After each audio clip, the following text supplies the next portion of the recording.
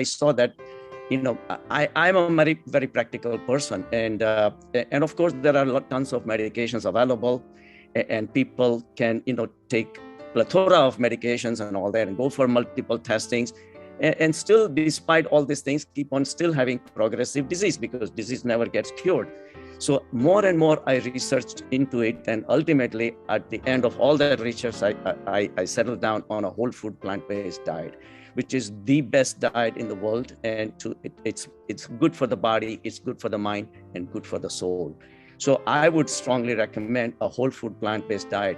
And yes, you're right. I just retired. So I saw thousands and thousands of patients. My practice was so busy, and which was very grateful to all my lovely patients. But 80%, to tell you the truth, I was seeing all the chronic diseases. If you take out diabetes, hypertension, obesity, and coronary artery disease and cancers, I'm out of business, literally. So, and that it's also eye opener that how much money we are wasting on chronic diseases. So, to me, coming from the background in India, say it's a prevention, of course, is always better than cure. Benjamin Franklin said that. But if you really notice the word Ayurveda, do you understand the meaning of it? Ayu is life, Veda is the science. Ayurveda believes in living an Ayurvedic lifestyle. So there is no conflict between allopathic medications and Ayurvedic lifestyles and things like that. There is no conflict. If we all take it to the heart, if something that is teaching you how to live healthy, and then if you have a disease, deal with it. Yes, but that science we have lost somehow in the West. All we are focusing on driven by the marketing, pharmaceutical companies, and ease and a lot of tension. So that's how it's been going in the wrong direction. So I think prevention is the best. So we can go step by step, each different diseases. So all this, let me just share my screen with you. So Dr. Shah. Yes. Now that you're already started, giving us an idea about how much you saw chronic diseases, in practice, how about you tell us which disease did you see the most, and which was the number one disease that you would recommend that can be reversed very soon with alteration in diet? I think the majority of my patients.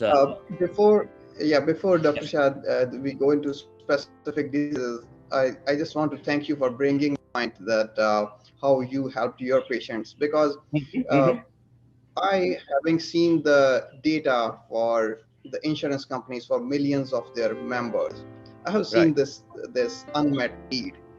So we have seen that insurance companies, they want to keep their members healthy. And what do they focus on generally? They spend a lot of money trying to keep them healthy. Correct. They either focus on early diagnosis or they focus on treatment. But what about prevention?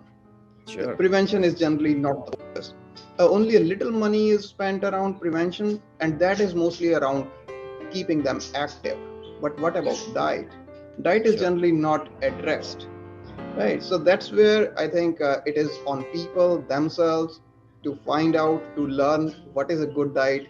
And we are really thankful to people like you who take it upon themselves as a mission to educate people, to guide them towards a healthier diet. That reminds me of one episode, and I used to be going to the Passaic General Hospital that was in Passaic, and I was walking in and I was taking an elevator, and suddenly on the left-hand side, I saw an advertisement. A woman was walking with big heaping spoons of ice cream, and the bottom line says that just because you have a disease does not make you have to compromise for the diet. In the diet, there are a lot of medications and glucometers and everything is available. So why do you have?